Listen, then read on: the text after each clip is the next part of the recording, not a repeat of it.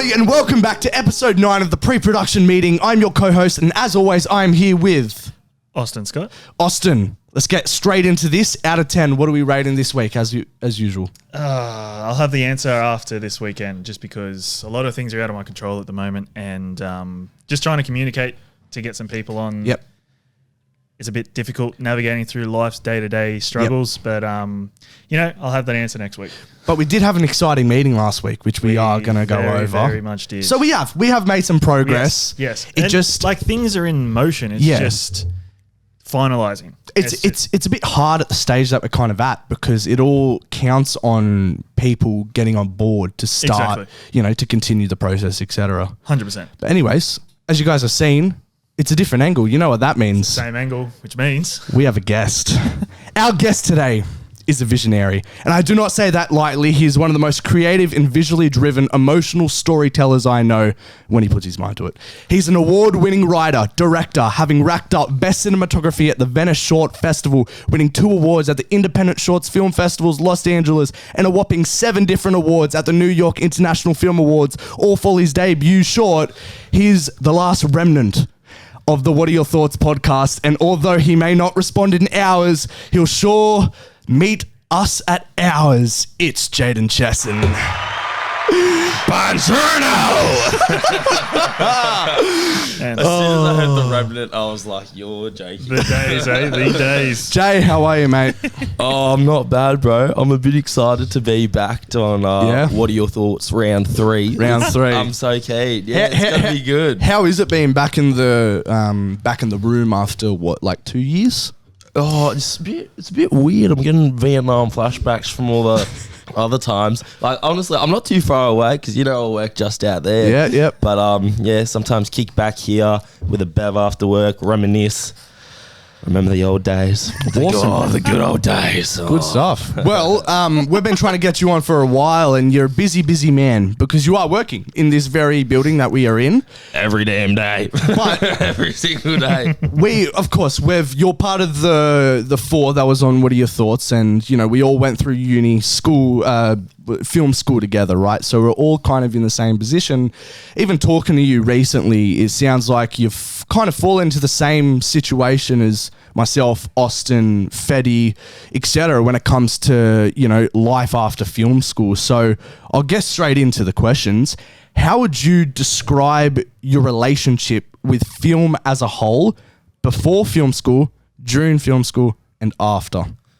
Take it away. Oh, that's a big question. That's got a lot of layers. To be honest, before film school, it's actually a really good question, because beforehand, I didn't get into film school with being a love of cinema and stuff like that. Like, I just liked making videos, making skits. Like, when I was 7 years old, we'd do Nerf gun wall battles with there you go. The younger brothers. You got to start somewhere, right? Exactly. You got to start somewhere.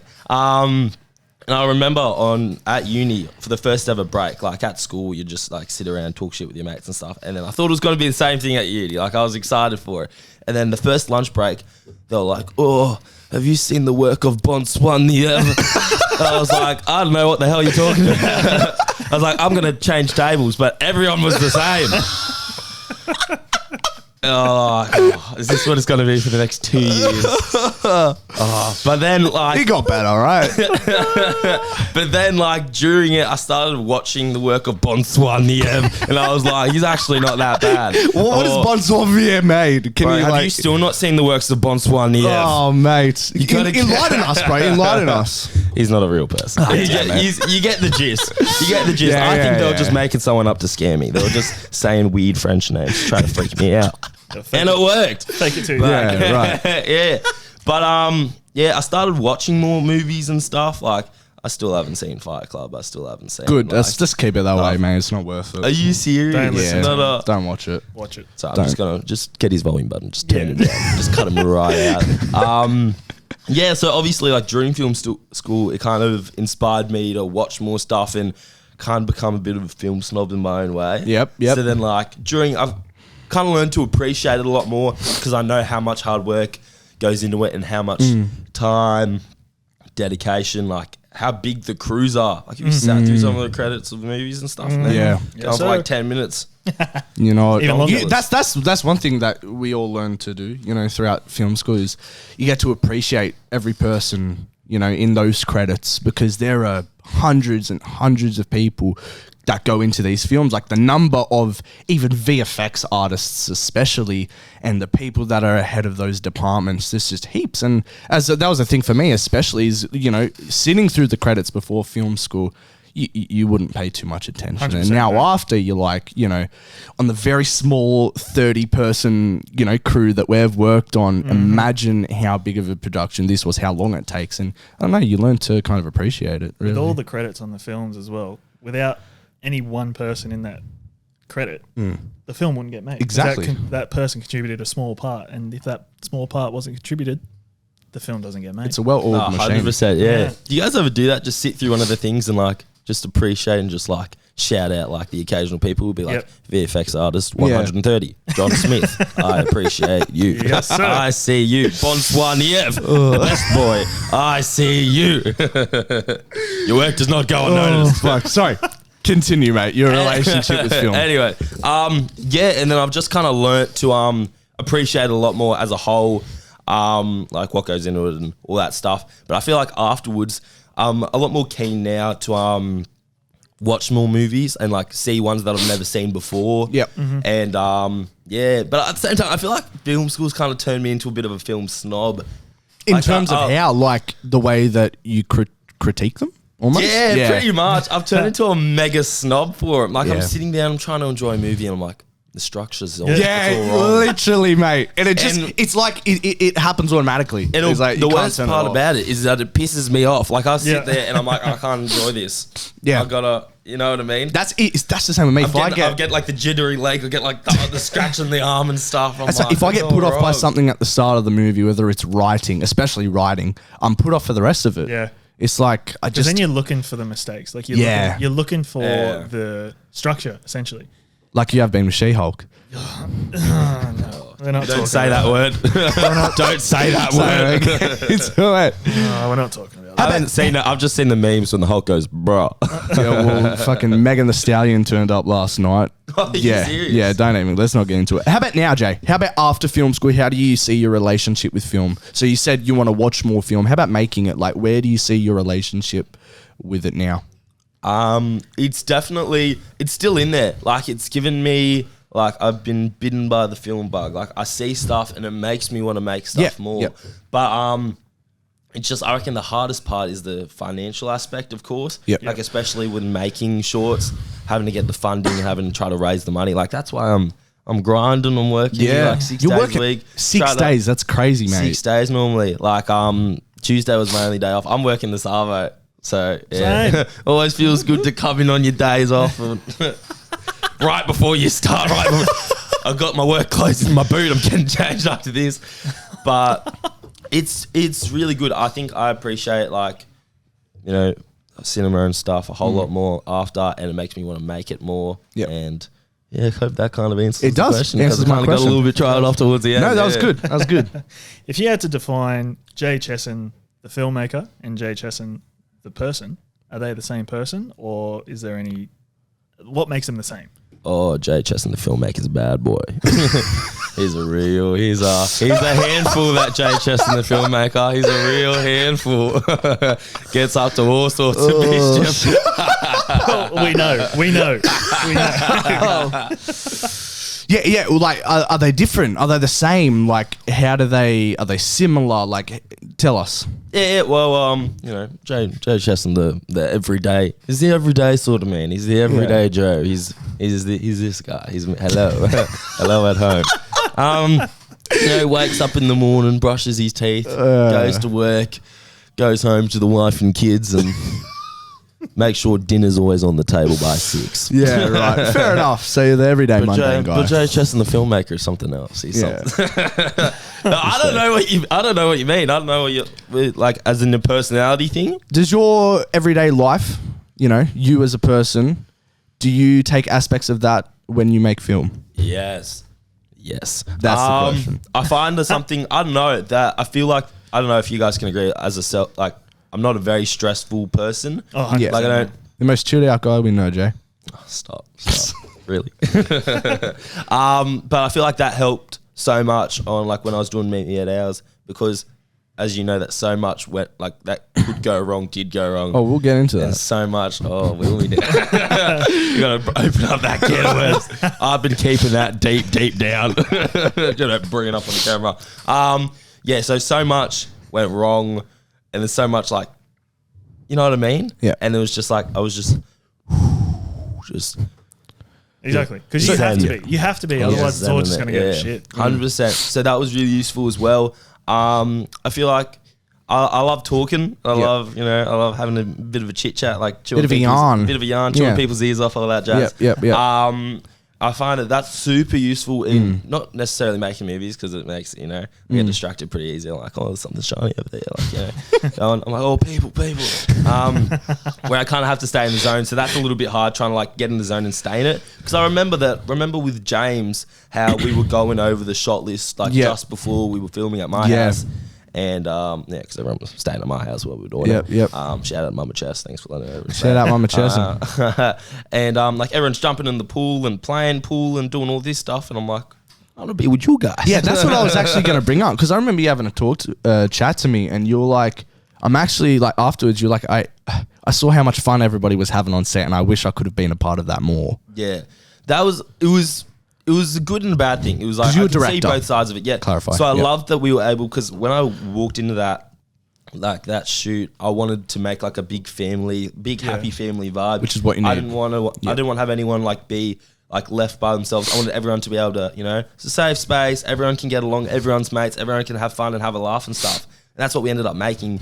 But at the same time, because I was so proud that we were able to make a culture like that. Yeah. At the same time, I was kind of like, I wish I could have been more, a part of it, because I was so, like doing this and doing that and doing that. I couldn't really be 100%. except for like at lunch when like Yeah, dinner yeah, and stuff. yeah. And like when the food coming. But other than that, it was really nice though, like looking into it and seeing how well everyone was like gelling together, and despite the early hours or late hours. That was like, if there's one thing that I mean, there's many things that you take away from that film set. So I was AD on that set. What were you on that set?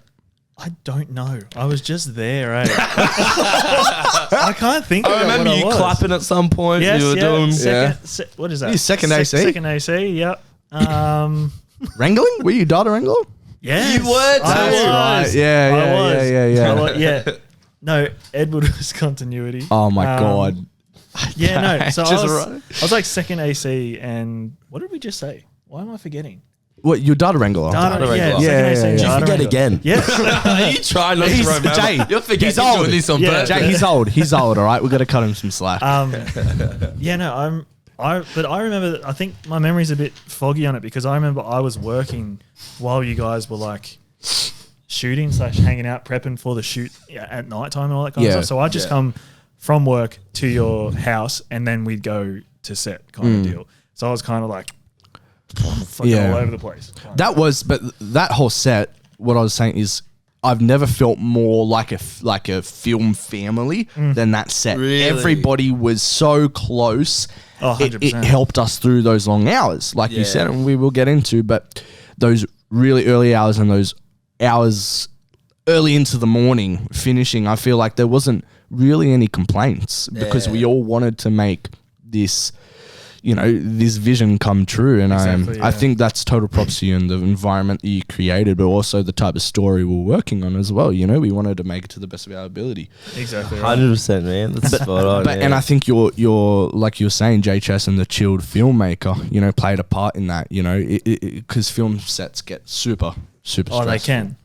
So having that kind of vibe on set, and it all starts with the director. If everybody on set sees the director going AWOL and just like losing his freaking out, head, going Gordon Ramsay on people. literally like going up to people and calling them an idiot sandwich. Like everybody's just not, they're not going to be happy. They're not going to be focused. Yeah. They're going to be worried about making mistakes. Exactly. Really, there should be wiggle room for mistakes. Yeah, Definitely. And if you feel like a family, it's like you feel in a safe space to mess up.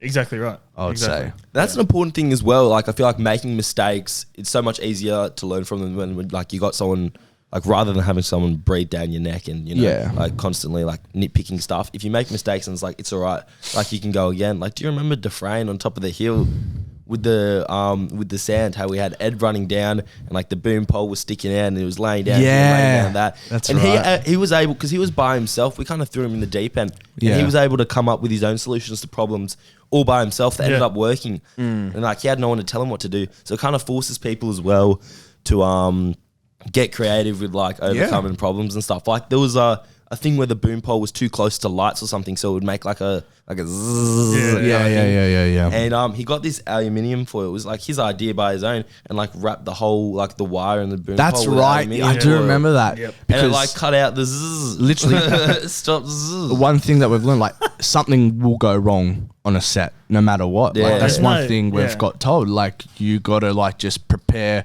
for the worst because something is going to go wrong 100%. on every set that I've been on. I'm sure you guys can attest to that single as well. time. Oh, yeah. Every single time. But speaking about Meet Me at Ours, right, I want you to keep that in mind. But what part of the filmmaking process, especially from Meet Me at Ours, I want you to think back, you know, draws you in and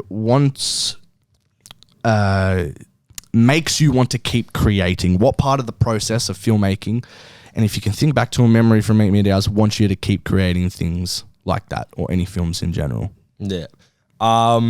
There's a fair few things. One definitely being the family factor that we spoke about, like having a nice big, and there was something that I didn't mention. I don't know if this is important before, but how I chose people in the crew. How did you? It was a lot less for like talents. Like I didn't want the best of the best of the best, because as you know, on set with buddy Yeah.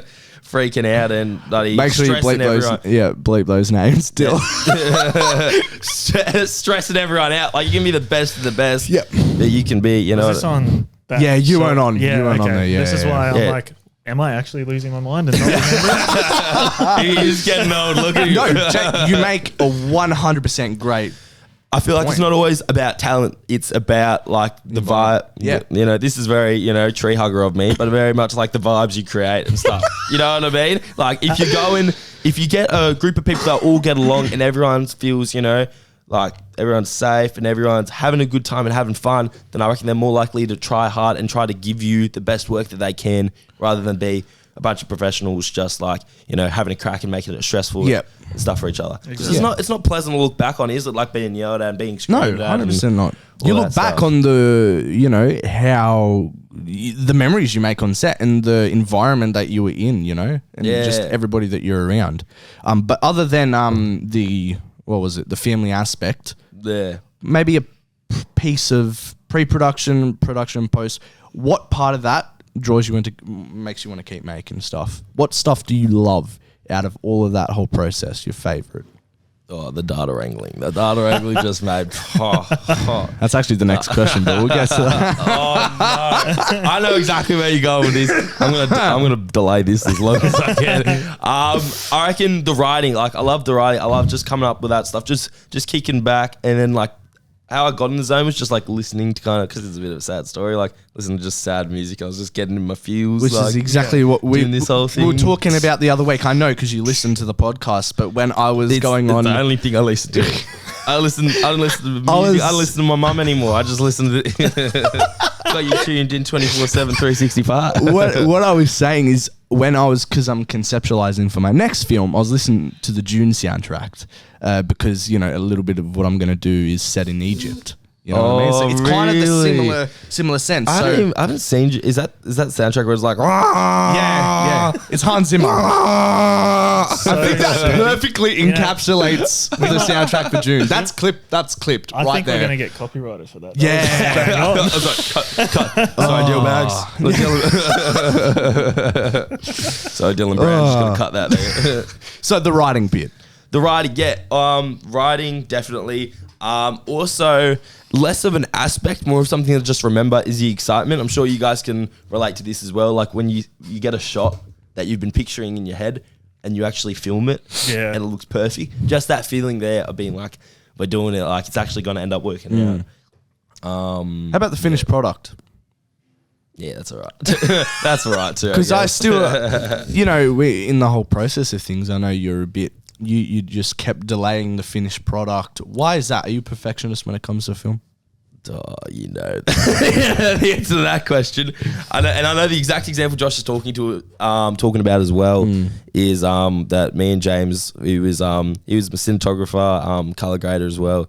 We were not arguing. We were having a discussion about what the color of the grass should be for about 2 hours. I literally walked in to shade of the green. color grading room and they're just playing with the grass. And I'm like, that is a filmmaker right there. Because no, literally, Austin, seriously, if you can worry about what color the grass is, you're gonna make a fucking perfect film, exactly mate. right. Okay. Like, just attest to the filmmaker that you are. But And I was like, it's too yellow. It's too yellow. It looks dead. I'm like, it's too green. Be right in the middle. Now it's yellow again. fuck it out, Jay. Yeah, so it's sort of, I'll put it back a little bit, not because I feel like there's a couple people out there that might be able to relate to this, is that especially during the editing phase, like how much you have to rewatch it again and rewatch it again and rewatch it again. So like many times. you're gonna watch your movie, I reckon, if it's a short or something, about maybe 50 to 100 times before anyone else ever sees it. Yeah. So there's that, and it's just super monotonous and super repetitive, and there was so many different stages. We changed the edit so many times, and because I'm a little bit of a perfectionist with that, so you know that I was going through with Lockie, and I was like, we were changing it like one frame at a time. Like I was like, nah, that's a bit like a frame too long, that's frame too short. That's how you go. Just like small stuff like that. But I think what delayed the most is that we spent so much time editing. Then we had like the whole, with the whole JMC, the sound. Yeah, mixing sound thing to do. and that. Yeah, Yeah, post and sound. then I didn't get it done through the uni, so I had to do it elsewhere. And then it was just like, I needed a bit of a break. I needed a bit of a breather. Like I've seen it. It's been in my face for so long. Yeah. Just needed to take a break, a couple of steps back for a sec. Yeah. And yeah, just chillax for a bit and then get back into it and do that whole thing. I swing this to you. When you were editing Fetty's film, did you have a similar experience with perfection? 100%.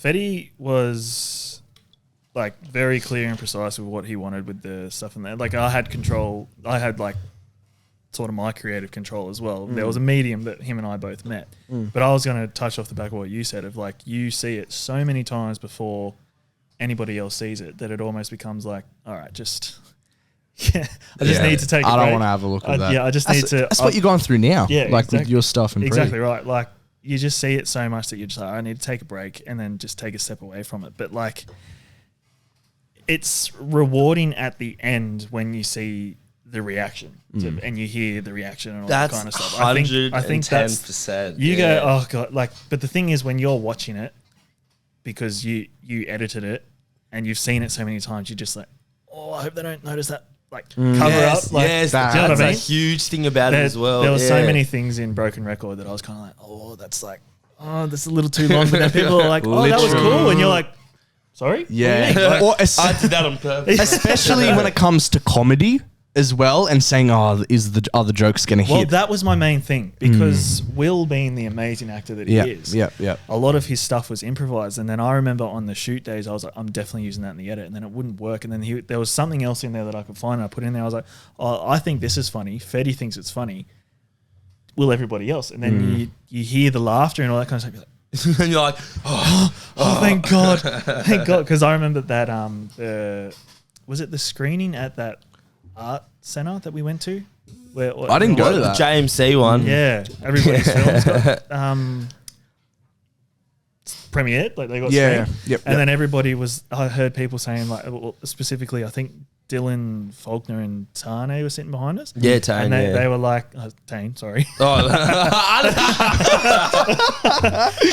so I actually said that because I was like, who that was? Tana. Yeah, and they were behind it, and I could hear them saying like, oh, that was like, that joke paid off. Like that's such a good character and all that kind of stuff. And I'm like, what? That is crazy. That is ridiculous. But yeah, I think the main thing is like after you've seen it so many times and you see it pay off, it's just like, all right, it's all worth it. Yeah, It makes it so much better. Hey, because I 100% agree with that. Like the more times you watch it, I feel like the more the imperfections stand out. 100%. And that's like the only thing that you focus on. 100%, man. Yeah. You know how many times I was editing Broken Record and I'd just get to this part and I just could not get past it because like there was something blocking me. I was like, what?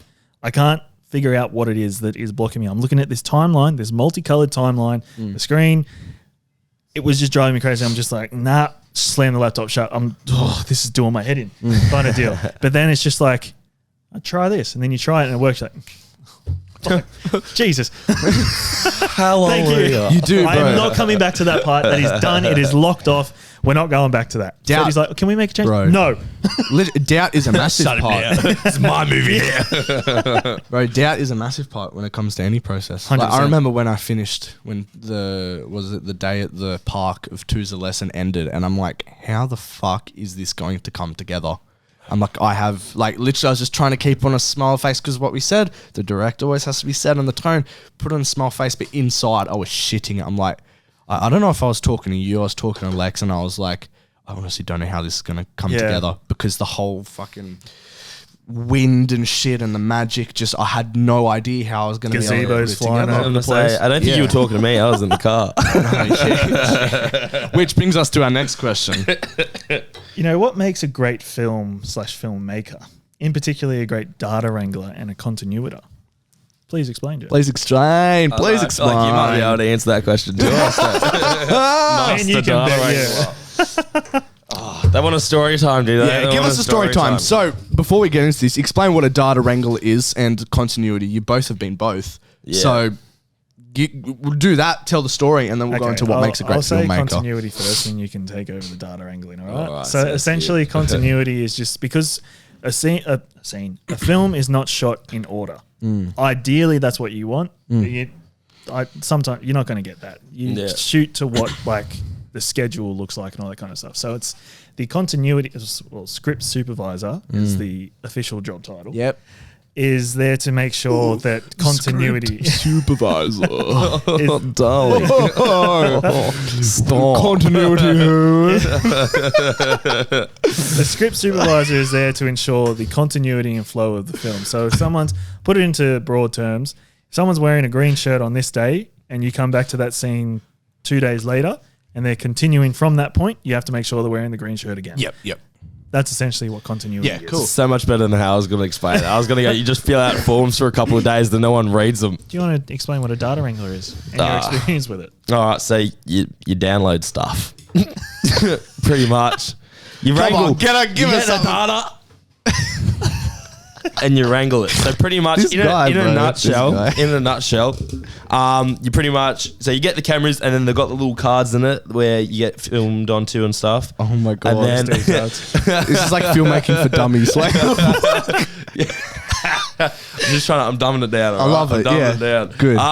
Yeah, so you get the camera and it's got like a little card in it, right? And then you take the card, you download it onto the computer, and then because accidents happen, you make copies of it, put it onto an external hard drive or 2 or 7. you're backing up the media. Yeah. You're backing up, you're downloading For the stuff. editor. Yeah. Exactly. And then you palm it off to the editor, they download, bada boom, bada bing. And these are little minor roles that you guys probably won't know about unless you're on a set. But Jay, give us your experience. I know there's a story with data wrangling on my set. So mate, go ahead. How was that experience overall? I got in trouble. You did, didn't you? Mads. Oh, go on, tell us. How was your experience of that? Oh, it was the most hectic thing. It was pitched to me as such a good thing because I was like, all right, I'm just willing to kick back and stuff. And they're like, all right, here's a job for you, data wrangling. You just have to sit here, download the stuff. Easy peasy. And I was like, lemon squeezy. Yeah, it's going to be a breeze. Anyways, it's like a 45-degree day and the computer's overheating. Right. I the remember fan in that. it sounds like a jet engine. And like I'm touching the computer and it like burns to touch and everything's shutting down. Nothing's working. I'm like, this is not a good sign. I can't mess up. Like the Josh thing is is- already stressing out. Yeah, if you lose that shit, it's gone. You're not getting it back because you can't. And we're already on a tight schedule. Yeah. Lily just cutting out shots that we want to record. We're gonna get through this day. Like, yeah, right. Go on. Yeah, she was wearing the pants. Yeah, the first AD has to, man. But you were like, I really think we should do it. And she's like, no, don't need it. no, don't have time. Actually, main character, kill him off. this. We don't need him. We don't need him anymore. The question I got from her is, do you want this or do you want another shot later? She's like, you're going to have to sacrifice. That's what I got the whole day. Which I respect. That's good. Made the film It happen. would have worked. It would have Yeah. made it easy for you rather than just her saying no. Exactly. Best AD that I've worked with. Continue. All right. I remember on that day, you were in the car and it was. Why were you in the car? Because that was the only cool place. Yeah, the aircon had to be blowing in that car. Yeah. That's how I go with it. So it was like 45 degrees. Everything was overheating. Nothing was working. The computers like got the spinny wheel of death and stuff. It's not looking good. It's not looking good for filmmaker Jay Chesson. Not good At all. Or for Josh's movie. But Jay's a bad boy. And I had no idea that this was happening because I remember asking Jay, "What's the problem?" And Lily goes, "Don't worry about it." And you see Jay sprint off to the car. So I got like almost 2nd degree burns from this like burning hot laptop holding in my hand. And then someone was like, I think it was Lockie, he goes, "Blast the aircon in my car, just sit, you got to cool everything down." Yeah. So I sprinted up the road to his car, sat in it, and I plugged it in, and then needed like the next shot because I was working on this trying to cool it down. I had a piece of cardboard and I was like, I had the Frango's bag, like half full of chips, like going like this, like just trying to fan it down. For the audience, how many gigabytes of footage are you working with? Like, what is this process like? Like, At least 3, I reckon. And a little bit more, 3 gigs, probably. mate. This guy. No. We're working with hundreds and hundreds of gigabytes, and we have to have these. You're working with terabytes. We have to keep these SD cards clean, and he is in charge of making sure we always have a clear SD card. Clean as a whistle. If we don't have an SD card, we can't film. So that's how important it was. And when everything's heating up, it just rings alarm bells because you can't really do anything with it. So Yeah, the fire alarm bells because everything's like setting on fire, falling apart in front of my eyes, and That's I'm right, like, the fire I'm gonna brigade be. rocked up as well, I swear. mate, speaking about burning, this image was burnt into my head of you sprinting across the field whilst we're shooting. I'm like, Right, I was is that sprint- Jay? Isn't it in the film? Huh? Oh, I thought it was. Jay's adamant that it's not him. No, it's but I'm someone like, else. it looks like him. But it's like the The person was too slow to be me. Alex the the lion. camera wouldn't be able to catch me. You know Alex and what's the zebra, Marty? Yep. Alex and Marty, you know how they run in slow motion? Yeah. That's what I imagined Jay was like when I saw him sprinting across that over. But I was running back and forth, so I hopped in the car, right, and I was like absolutely pumping the aircon. I plug it in, and it's like hour and a half.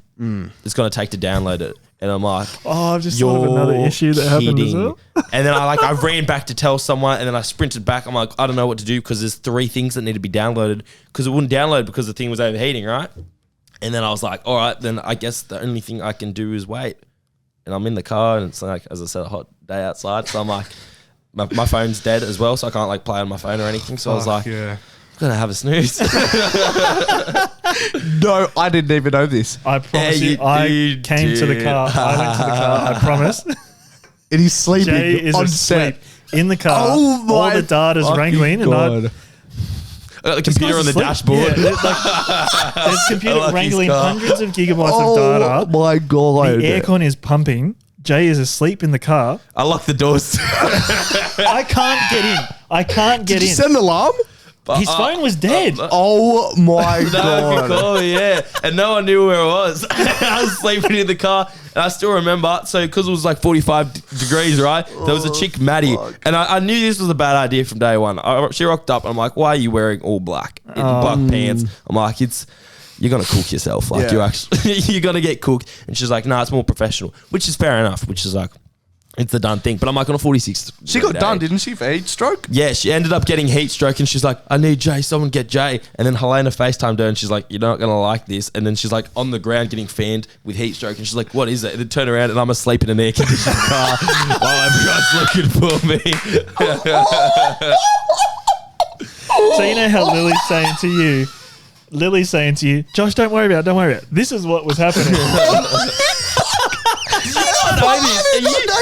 I thought that just the things were overheating and shit. Oh, there was Oh my layers God. to this shit, Josh. No, there was I layers. was dreaming.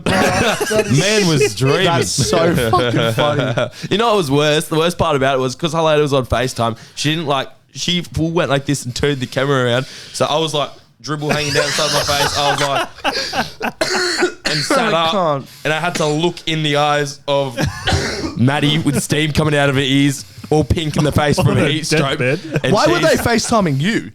No, she was FaceTiming Helena because Helena was up, and she's like, "Have you seen Jay?"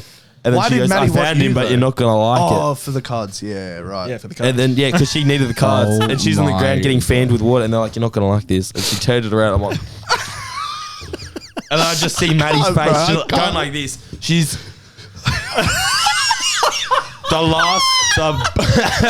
she's got no strength left. Every fiber in her body is deceased from heat stroke, and she's pulled like her last couple of seconds into giving me the dirty. Bro, so much shit went wrong on that film. It was not impressive. Like the gazebo went and knocked someone out, I'm pretty sure, because of the unit, wind. You know how Josh had the unit set up, makeup, wardrobe. That's where the food was. And everything All I like remember is this guy.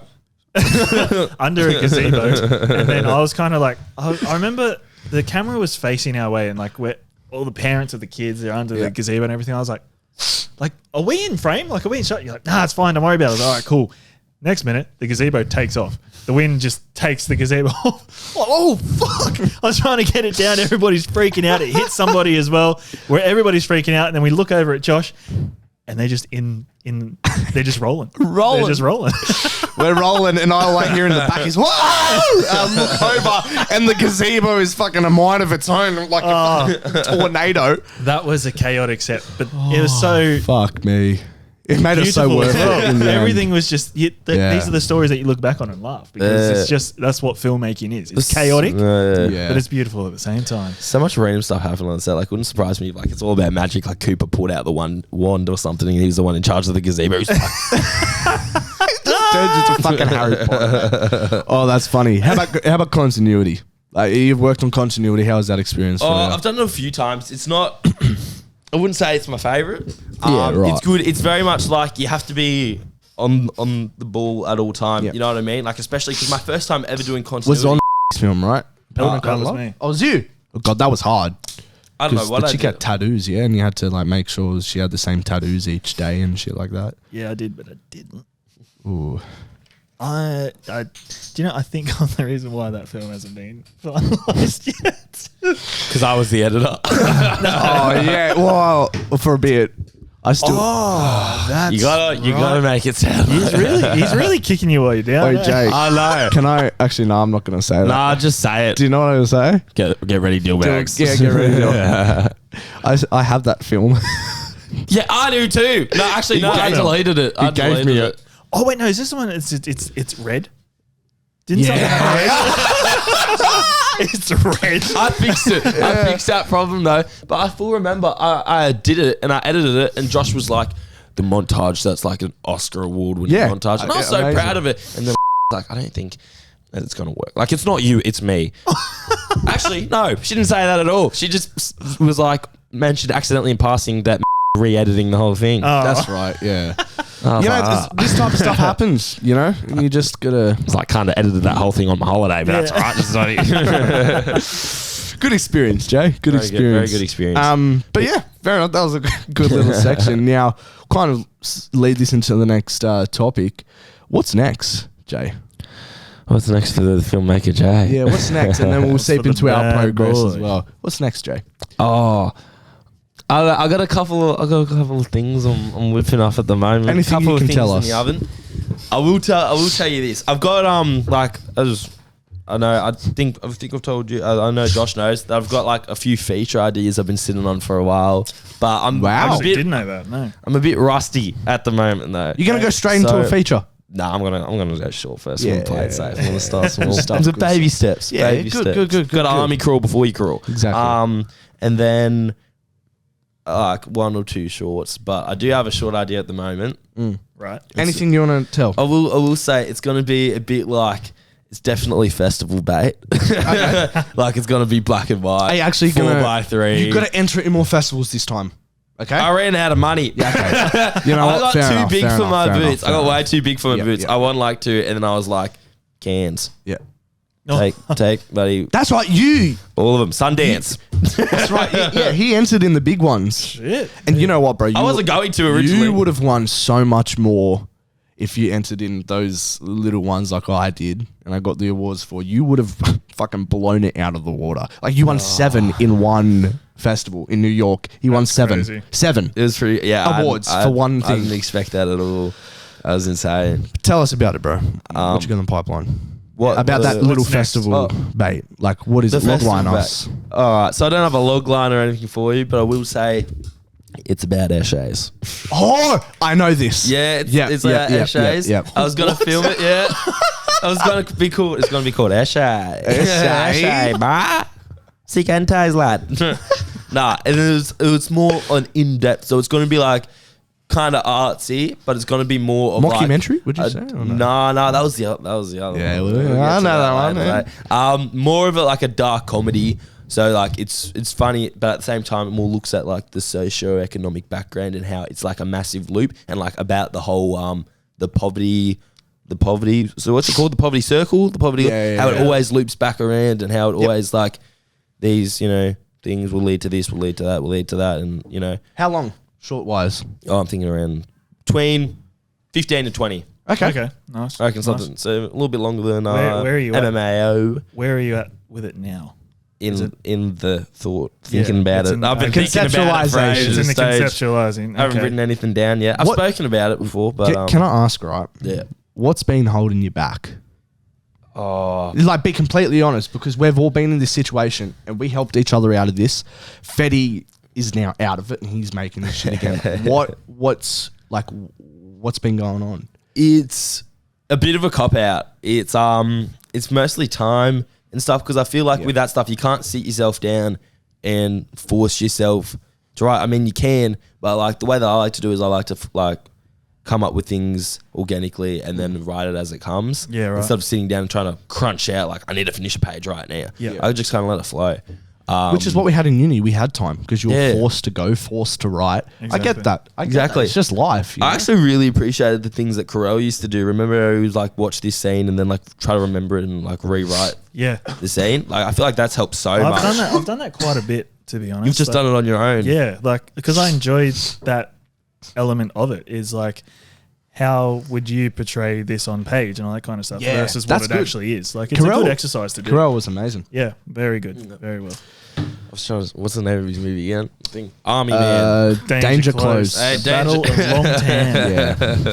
They get around it. But yeah, so, It's on Netflix if anybody wants to. It's actually on Netflix now. is it now? Yeah, Oh, there you go. yeah. Good on him. Good on him. Look at him making waves. But yeah, so would you Um, say that what's next for you is this film, and like that would be something that you'll dedicate time to getting made? It's definitely something I want to. Yeah, I've got like a couple other ones that I'm not sure about because this is.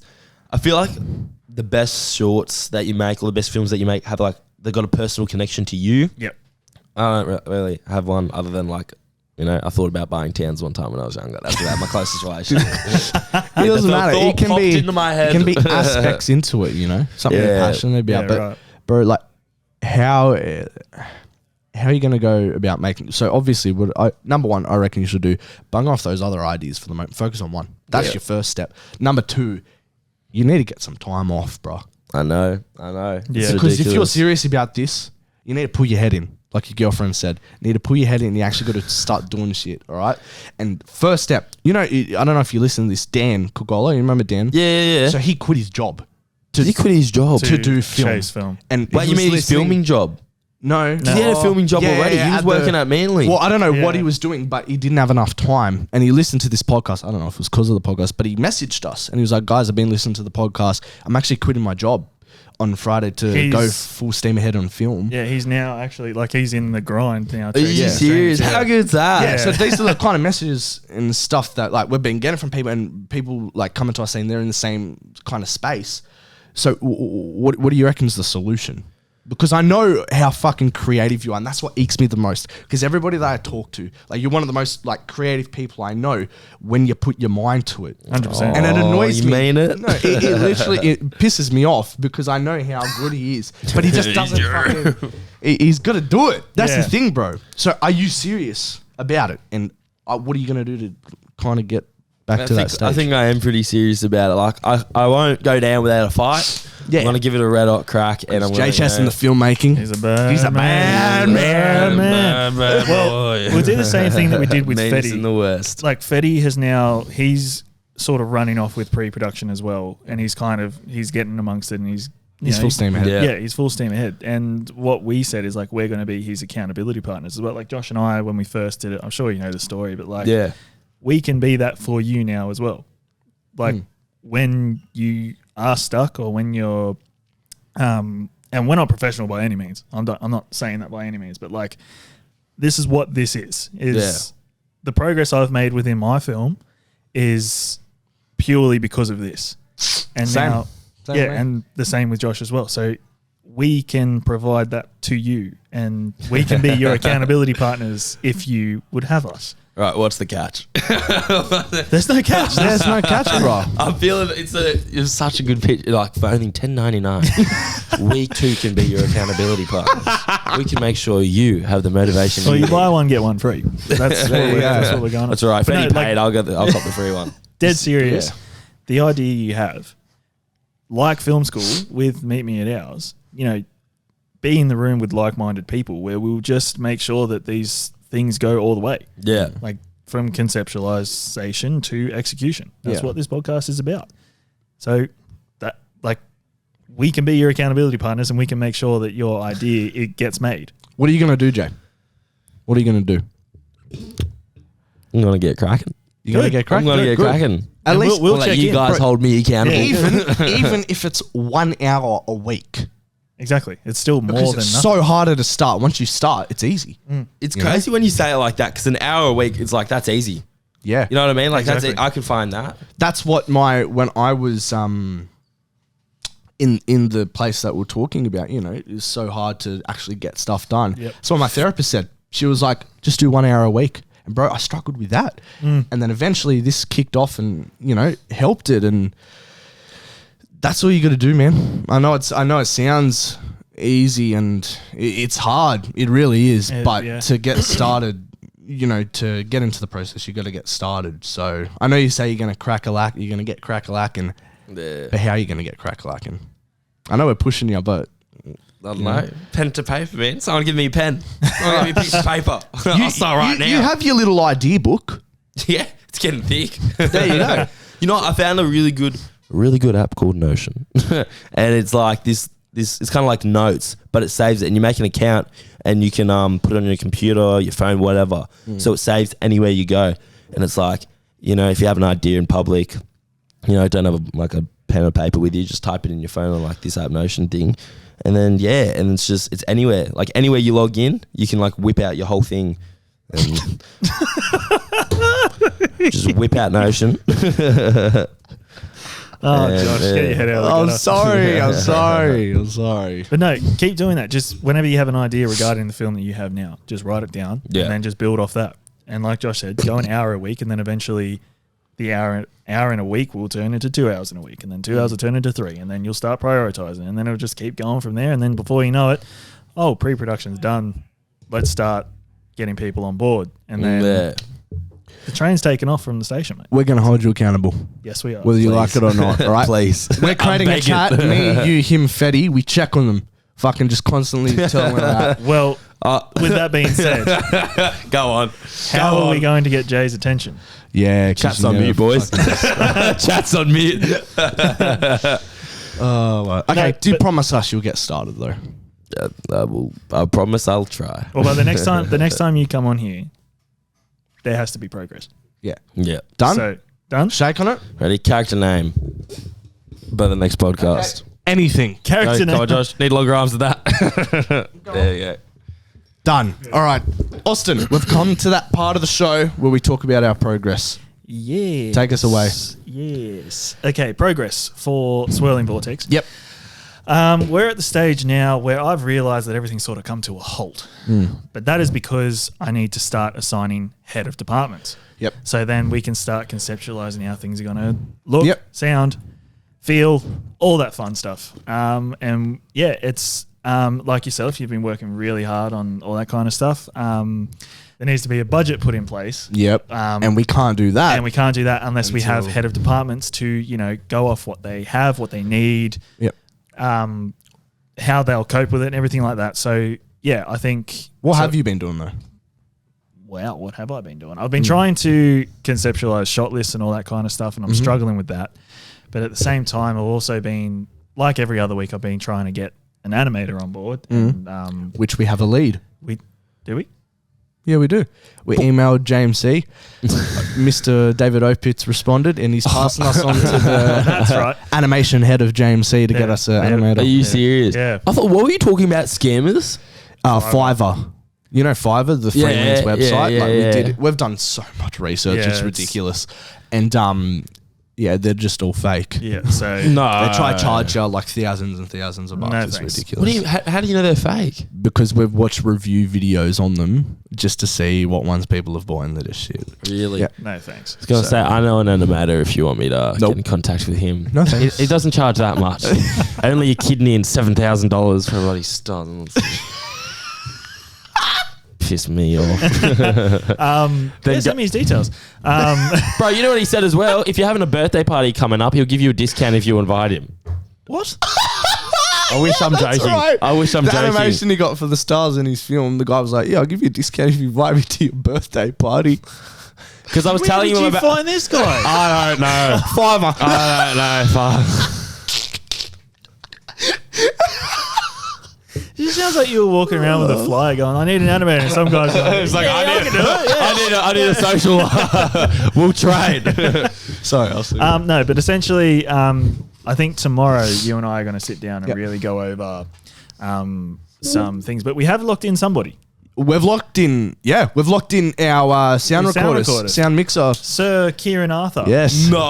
He has all of his own equipment now. Yeah. He's going to do He's post really- sound as well. He's really taken off. Because he just For did sound. He just did Ethan's film. Yeah, I saw that. Yeah. It actually looks So- really good. It I saw does. some It Yeah, pictures does. of that. Mr. Kieran Arthur is on board, and Yep. I'm so excited to have him on And board. we've also locked someone else in. Not sure about what. Do you want to say the name yet or no? Not sure about what position though. Oh, yeah. I'll say it. That's Yeah, fine. okay, go on. Lauren Griffiths. Yep. I first of all, Fetties, mate. yeah, Yep. first of all offered production design to her as well, because I know I follow her production design page on Instagram, and she's doing really well in that space. So that was the first thought, and then I remember that she cine'd Bad Beat as well, and she also has a cinematography page on Instagram. So I was like, hey, why don't I just put it out there for if you wanted to do one or the other? And I'm talking to her now, and she's saying she doesn't know which one. It's like she wants to lean in one direction. She doesn't want to take on both, which I was never going to make her do. No, both. Yeah. But yeah, so once she makes up her mind and we lock her in whichever position she wants to go for, then it's either going to be PD or DOP. So Yeah. that's Perfect. exciting in that space. And then I saw on that spreadsheet there's a couple of other people. Yes, those are just names that I think should be in those positions. Right. Okay. But now we ask Jay. See, this is the hard part of our thing, because we want all our mates on the film because we know, like you said, the environment, the vibe is really good. And these minor roles usually get filled out. Not everybody wants to be continuity. Not everybody wants to be this and that, but you get people to get them on the... I don't know, you get a bit of everything in film school, so you learn to do different parts and So departments. Jay, my pitch to you is Yes, I'll be data wrangler. I can provide an air-conditioned facility. I can provide... I'm kidding. I'm totally joking. What would you want to do? I was like, no, are you serious? No, I'm If there's anything, joking. so Lockie will probably do BTS. We're going to ask Fetty to do Boom Up because he's done that before. Yeah. What would you want to do on his film? I'm cool with directing, if that's all right. That's cool with you. This guy! Or writing. This guy! All right, I can help you to do Everything I've done. There you go. I'll take the phone too. Yeah, and the Thank you phone. very There you go. Swirly Vortex is now Jay's. Look at me. Look, I'm the captain now. I'm the captain. Oh, shit. No, but Did you change the name to Swirling Vortex? No, that's It's a the working working title. title because we don't want to give away the name of the title. Oh, I was about to say it. You'd then. know if you listen to the Because I was podcast. so confused. I do listen to the podcast. What do you mean? I must have corrupted around that part. Yeah. I don't blame you. It's all right. Yeah. But no, what would you like to do on Swirling Vortex? What's available? Well, first off, Everything. it's 1 day of shooting. Yeah. Oh, Because easy. 1 day of shooting, because have you read the script? Do you remember reading the I script? remember ages ago about the body. Yeah, you know it, mate. Exactly. Look at him go. But yeah, so it's going to be around go. half animation, half in real life. Yeah. But So yeah, 1 day half- of shooting. You half get it all live done in action, 1 day, half animation. and then the Easy. animation will take months and months and months. But yeah, we had that 1 day. What would you want to be? What comes to your mind, if anything? That was the thing I always struggled with, was finding a minor role that's like suture. Yeah, exactly. See, Fetty's got boom. He likes Yeah. the boom. He knows how to do it. How about you? I can be the other half of the pole for Fetty. I'll hold at the end for him. I can do Conti. I can do Conti if you need. Yeah, well, there won't be that much There's content. not- to yeah, do. there's not So that. we'll Excellent. lock you in for Conti. I'll be going to do it. Shake on There we that. go. Shake on that. Let's go. Continuity right there. You can't do it. Pleasure. So now he's director, continuity, and writer. All right, cool. God, credits stacking up. Unless you want IMDb's AD. gonna love this. Do you want an AD? I'm not ADing, but I'm producing this. What do you mean? You're AD. No, I asked. No, I'm producing. Solely He producing. tried to say to me the other day, I'll AD for it. I was like, you're not doing that. You're not doing all the work that you've put in and doing all the work that an AD entails. It's not happening. It's not Get Lily Meek on the phone. Yeah, Go, actually, right. I don't know if she would do it. To be fair, she's like smashing like her industry at the moment, which is Yeah. like SBS and stuff. Hey, what's that supposed to mean? She won't do it What? because she's such a... I don't know. I don't know if Try to she's look even down on doing. us. I don't even know if she's doing short films anymore. To be fair. Yeah, well, phone call. Yeah, fair. Anyways, but anyway. we also had another thing. We had a call last week. We had a very exciting call last week. We've locked in our main actor. Yep. You had a call. Do you know who our main actor? Oh, you know who our main actor is. Oh, can I guess? Go. It's going to be Will. No. No. No. Oh, Bro, really? The dude's 16 in the Oh. film. Yeah. Guess who is it? Guess who it is? It's Cooper. Oh, are you serious? Is he 16 now? Oh, he's fucking. I don't even know how old he is, eh? But yeah, he signed on. Well, not signed. Well, no, I mean, he signed Cooper's on. locked in. And his mum has been really, really good with this whole process. They're super, super excited That's because he's been doing amazing. He's been on Yeah, Domino's he's- commercials. Did I like- tell you that they read Tracy printed off the script for Cooper to read and all that kind of stuff, and now Cooper makes sure that he finishes his dinner first, so he's not last. Oh shit! Really? Yeah. That's so funny. And when I couldn't get over that, I was like, this is actually happening now. Like people are in the story, Yeah. and it's like Yeah. Cooper's going to be great. He's Yeah. method acting. Yeah, He's actually he's going to Queensland for like an audition, bro. I could not believe serious? that is fucking amazing. Yeah. That is awesome. But Yeah, I good on couldn't him. believe how much the stars aligned when Tracy said that just a month ago, before this idea got pitched to him, that he took a course in voice acting because he wanted Yeah. to do animation work Yeah. and voiceover animations. I was like, Are you serious? Tracy's That's also perfect. hooked us up with an animator if we need. What a legend. But this I love animator Tracy. that Tracy hooked us up with, not hooked us, but like sent us the show reel, whatever. She's in year 11 and she's making full blown animations. Unbelievable. if If this we is don't the- find like Yeah. when we go through our options, we have options. if this work is what she's doing just as a Yeah. hobby Yeah, in school, Buddy. crazy. Yeah. Imagine when Get she on starts that, getting paid, 100. like- Going to be Yeah. working for like Pixar. Is that what Yeah. she wants to do? I'm Yeah. not sure. We haven't. No, is it? Yeah. well, I guess took so. it from that. Yeah. That's what she wants to do. We'll show Like, you. We'll show you it after. Yeah. But yeah, I think in That sounds terms sick, of man. like progress as a whole, we've locked in some people. We're locked in dates. We're filming November 25th. Yep. Oh, it's already locked in and Yeah. everything. Yeah. Bro, yeah. So- Who's Oh, this producer? is go- Come on. Oh, sorry. No, I forgot who I was talking to. I forgot whose presence I was in. But yeah, so in terms of progress, things are getting locked in. The wheels are well and truly moving now. Like we're beyond the point of no return. Yeah. That's the way I like to look at it. Yeah. There is no turning brakes. back. There's no brakes. It's full steam ahead, and I couldn't be any more excited. So And yeah, you finished the Bible. Oh, you said that lot. God. Sorry. You finished it, but you said that last week. I did. I finished the Bible. So yeah, things are taking off. Awesome. So yeah, I've put the animation on pause at the moment, just because like Storyboards, animation. both. Oh, right. Yeah. So yeah, I was just dwelling on it a bit too long, so I thought I need to get into another Yeah. like space and How about start. your choreographer?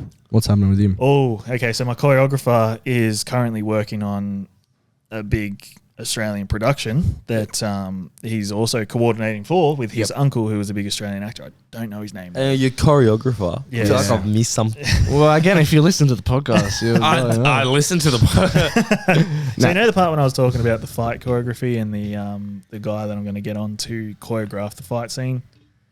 Yes. Do you remember that's that? what you say, yes. Yeah. Yes. Yes, he does. See, Yeah. he listens. Yes, Billy does. Yes. But yeah, essentially, he's given me a rough time that he's going to be available in like 5 weeks.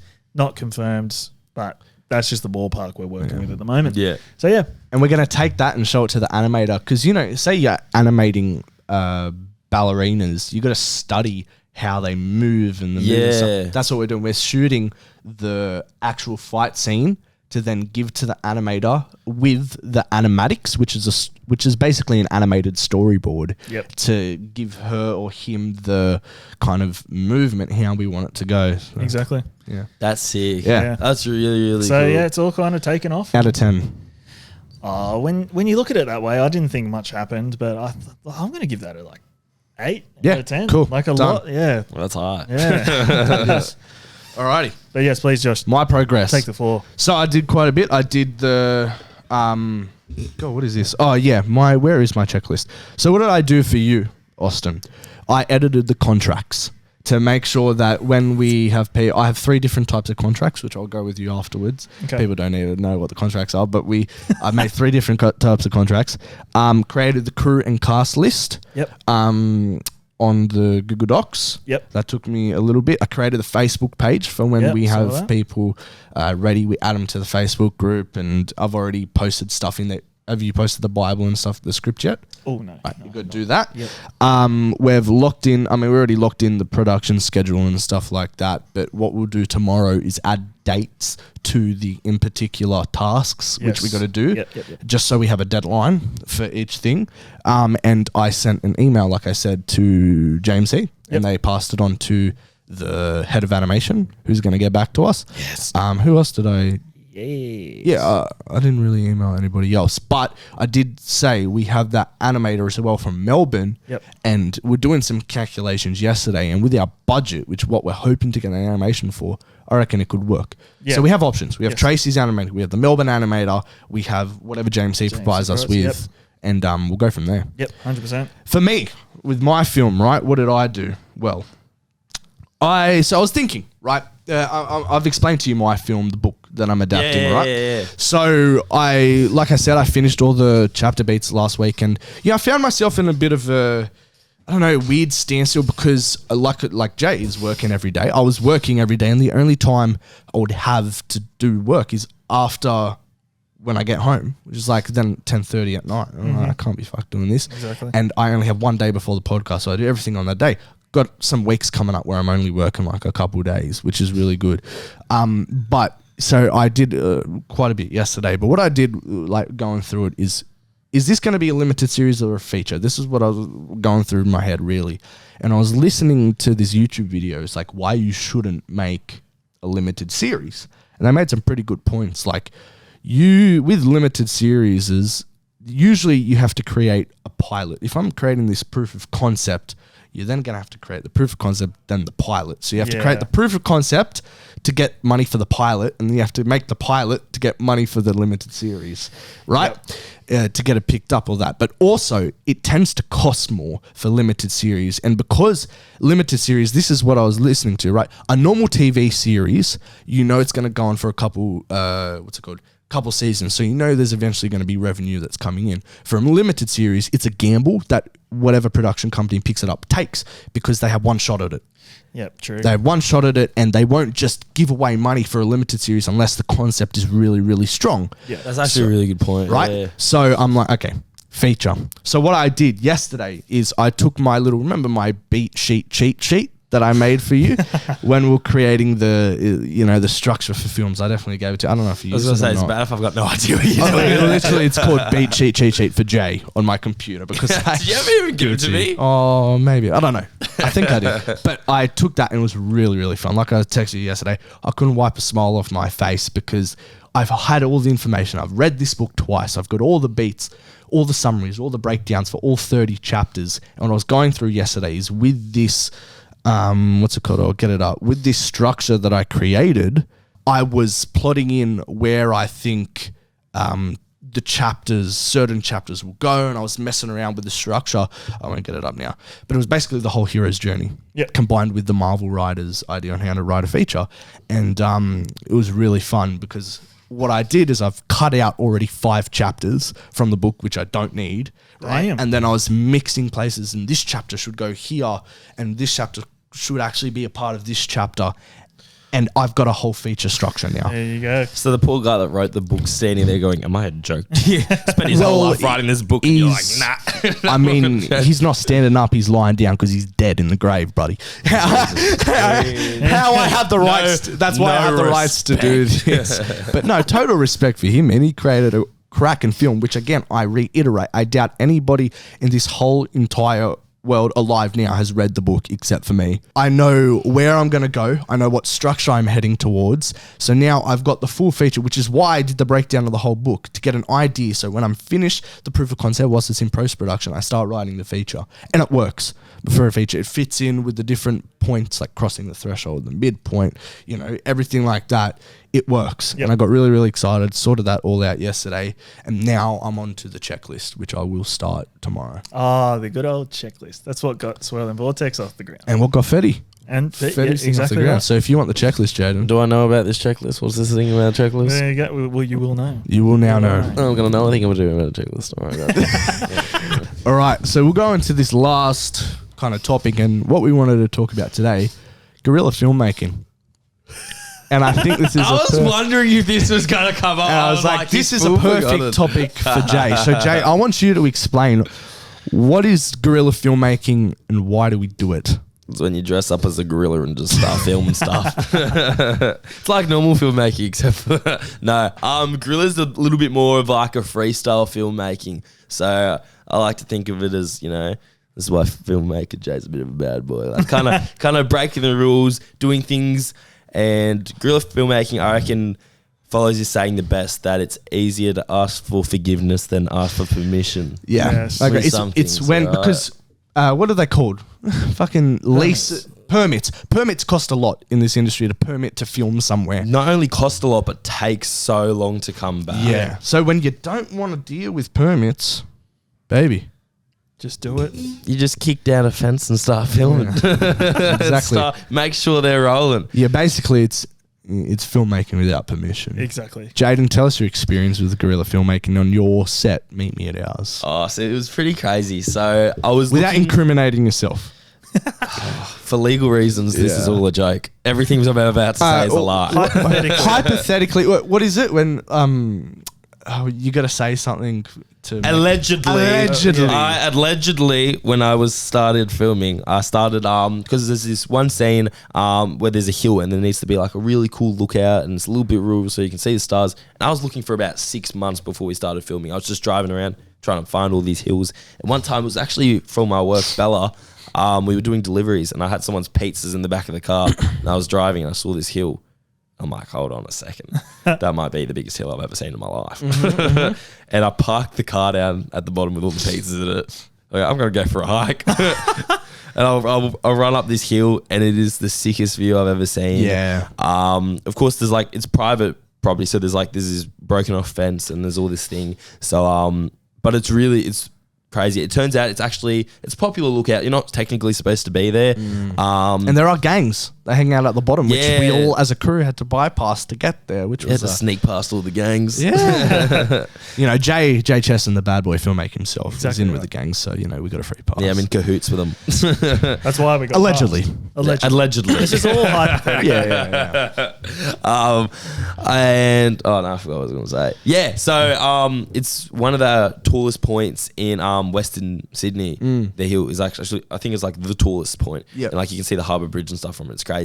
But I had to look for another thing which was really important, which was a road that looked like it was abandoned. Yeah. Again, drove around for ages trying And to I was with you when we were scouting. You were. This was after I already found it, and I wanted to show you. This is funny as. So, did I tell you this? I'm sure I've told you this. So, I found this road, right, and it's a construction site. So, they're building a new, like you know how they do the big house and land packages. Yep. So, they're building a road for that. So, all they've got is the road. None of the houses and stuff are built, and there's this big, massive construction fence around the whole thing. Allegedly, it may or may not be like a government work site. I don't know. Allegedly. Yeah. Could be anything. Yeah. And pretty much I was trying to show Josh and I'm like, have a look at the top. Once like you jump this fence, you go up the top, there's another fence, you walk through it and it's like perfect for what I want to film. And he was like, you're going to get me in trouble. Well, see, Josh Urquhart, the filmmaker, is not a bad boy. And I was first He's AD. a little bitch. I was first AD. I was first AD on this film, and I'm like, oh fuck.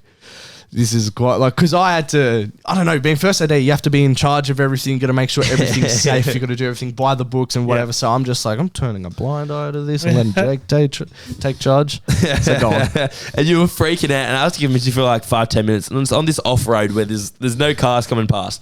I'm like, bro, just quickly, just go, just trust me, just do it. And he's like, fine. And I'm like walking up this hill. And he's like, quickly, let's just get there, and starts running, and he's running, like looking over his shoulder while he's running. And we get halfway up the hill. It's not a very big hill. It's about, 100-meter hill. He gets about 50 meters up, and then he sees the light, and he goes, there's a car. And I've never seen a man run faster in my life. I reckon he would have broken Usain Bolt's sprint record. He was running downhill. He wasn't running like this. He was leaning. He was like... Can I just say, this road was blocked off by a fucking massive fence that we had to scale to fucking go in. And he was freaking out because he's like, there's a car. It was a straight light. It wasn't moving. There was a straight light in the distance. He's like, someone's coming. And he freaked out. But anyways, this was the perfect place. So I'm like, yeah, we're just going to film it. Yeah. So for the big hill, well, we kind of bypassed away around there as I went to Bunnings and bought 12 high-vis vests. So for the private area one, I was allegedly. Like, this is allegedly. Yeah. So to make it look like we're supposed to be there, because if you've seen those videos where like people, you can get in anywhere with a ladder and high-vis vest. Yeah. And like the secrets is like having confidence and acting like you're supposed to be there. Like if you're suspicious, then people are going to start like what are they doing? But for the big hill, then we just all wore high vis. So then if there's anyone else there, like at the lookout, they would think that like we're government workers or something, or anyone else comes, we're supposed to be here. So that was the way we got around that. Yep. But then the other one, oh my god, in my plan, I didn't sleep that night. I was like, I've done it. I've got the master plan on how to get in. It was a scene from allegedly. Fast and Furious. It was. Can you just recount that, bro? So wrong. It went. It didn't get a plan at all. What I think it did.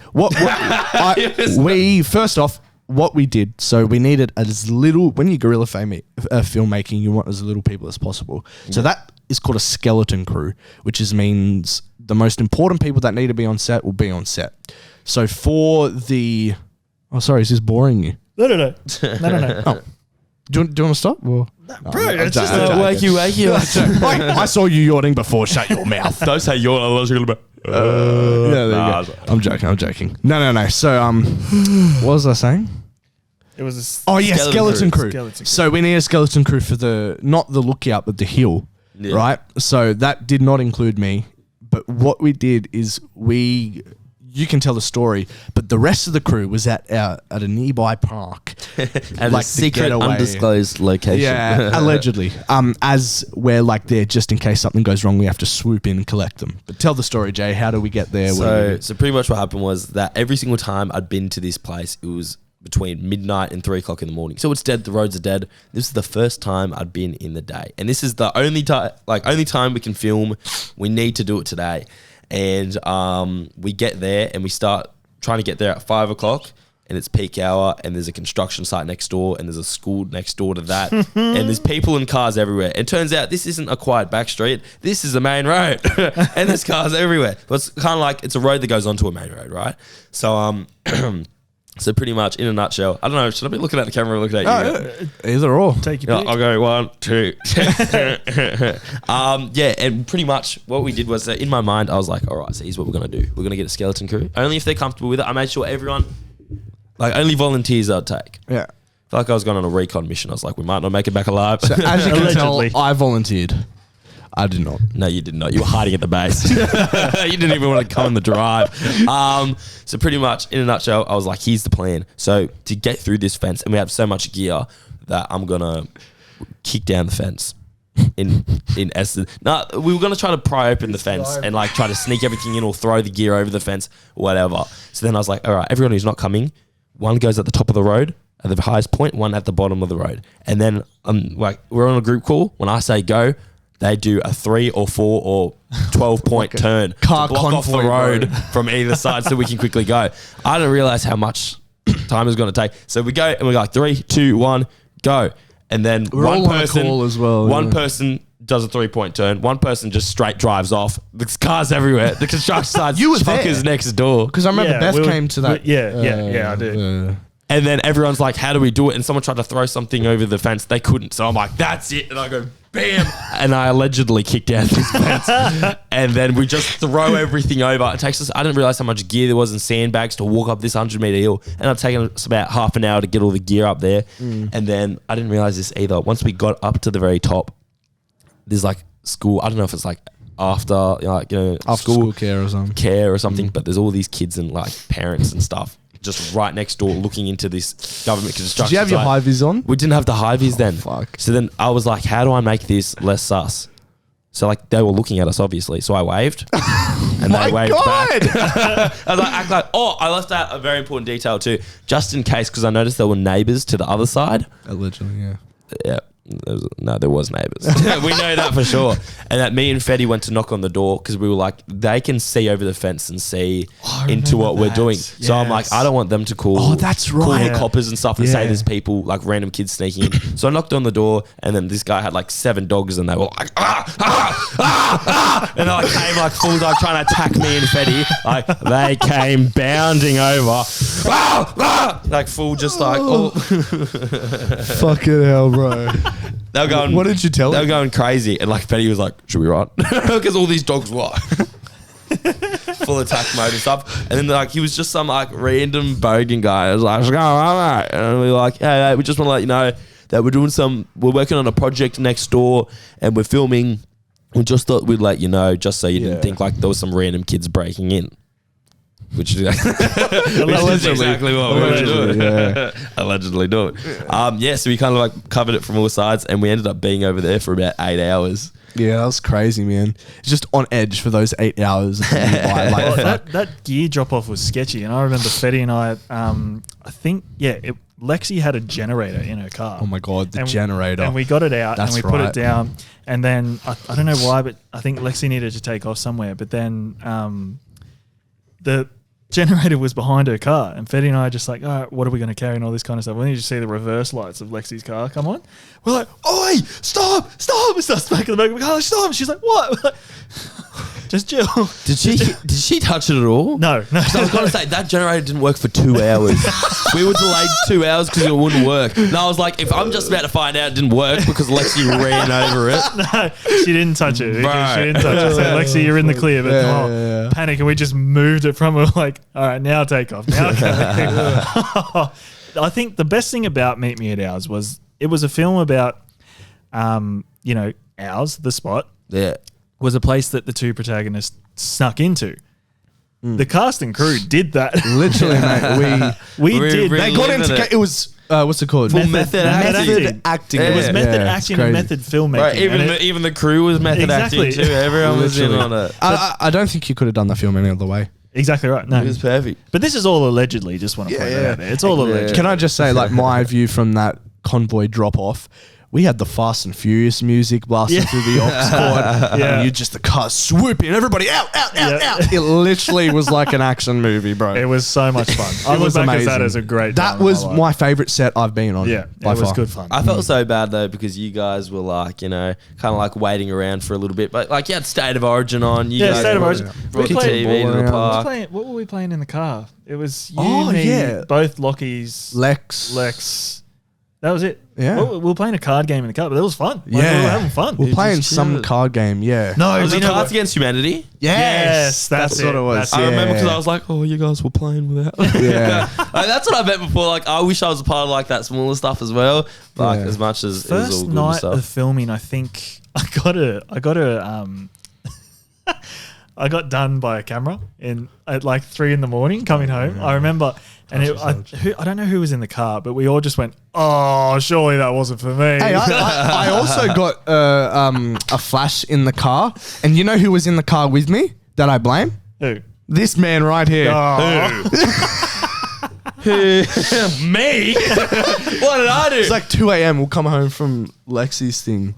And I remember it went off for some reason. And for some reason, I blamed you. I don't know why, but I'm sticking to my guns. Are you talking about the time where I went, careful, Josh, there's a camera, and then you got flashed, and you were like, why didn't you tell me there was a camera?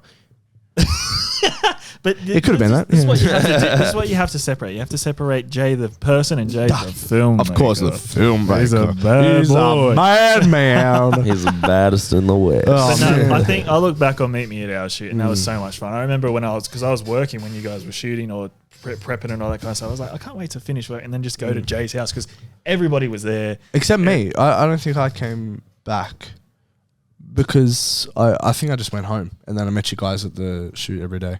Oh, probably. Yeah. So I find I'm that talking crazy. about the before. Everyone was at Jay's house. Everyone was at Jay's house. I still find that crazy to think that we had like 8 people sleeping on the floor. Yeah. Me and Fetty were spooning in the, on a bar mattress. Like Why didn't you everyone sleep in was your there. bed? Because I didn't want to be like, yeah, you guys stay down here. Like I wanted to be with the crew. You know what I mean? Yeah. Like Millie wanted 'cause to be with the crew, didn't she? Yeah, Millie wanted to be with the crew. A little Yeah, bit too, I but- remember. Was it before set or offset playing pool with Lex and Yeah. was it you and Yeah. Freddie and stuff? And, I never stayed there, but Yeah. I'd come after work and we just all ran amok before. and Yeah. seeing Loki's BTS photos, I remember that. Like Yeah. just they straight away. they were sick. insane. Except for my seedy mullet and all of them. Oh mate, What a phase. That was gross. What a phase. Mum, it's not a phase. Anyways, I think we'll leave it there. Yeah, I think we should tie a little bow on this episode. Jay. and give it a wrap. Thank you for coming on, my friend. Can we get Thanks an for applause? having me. What was the Dog. applause? Crowd. There we go.